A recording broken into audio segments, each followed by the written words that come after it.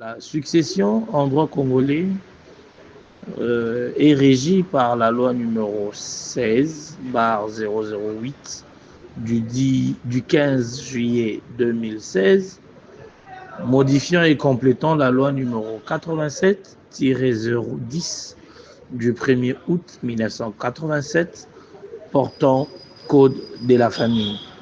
C'est ça qui est l'assiette juridique de la succession en droit congolais. Donc, c'est le Code de la famille.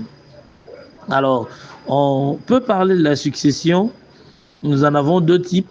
La succession légale et puis la succession ab intestate. La première succession qui est légale s'applique en l'absence du testament, en absence d'un testament écrit ou verbal du découillus.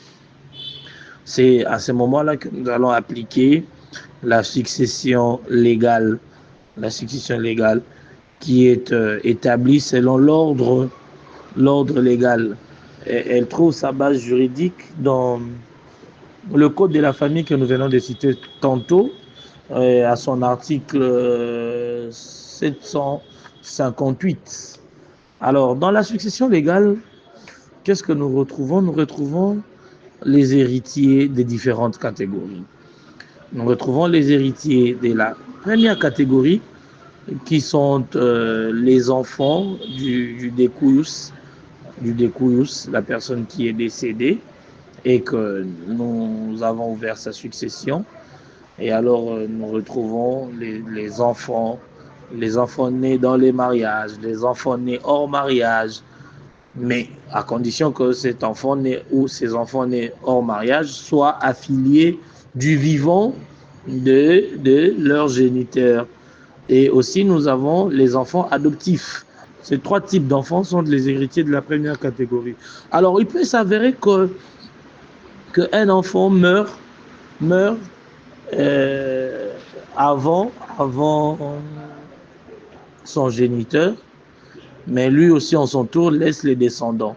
Et dans des cas pareils, c'est les descendants qui va entrer dans la succession pour le compte de son père.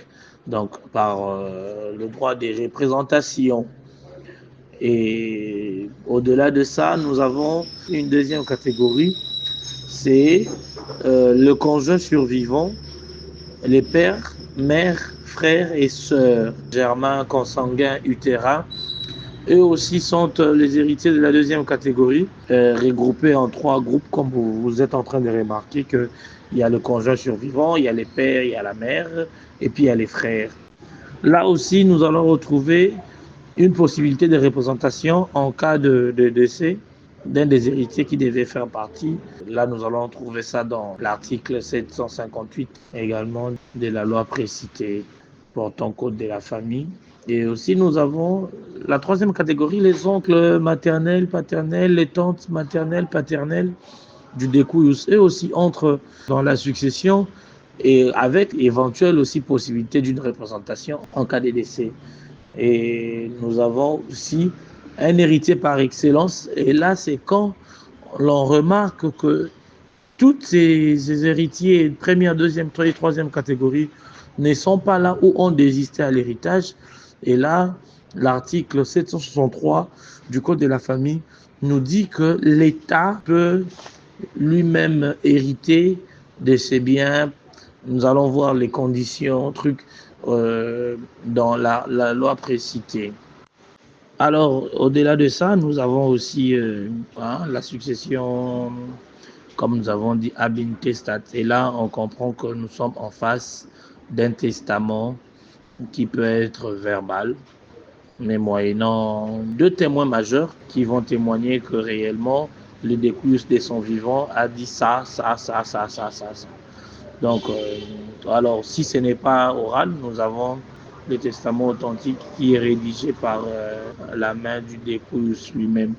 Et il faudrait savoir que sur le plan testament, la loi impose les limites, notamment sur le respect de la réserve héréditaire pour protéger certains héritiers réservataires. Donc la loi protège. Et vous allez vous rendre compte que la loi va même loin pour dire que dans l'hypothèse où nous avons que 1 250 000 francs congolais comme héritage, c'est seulement les héritiers de la première catégorie qui ont droit à cet héritage-là, notamment l'article 771 qui parle aussi de ça.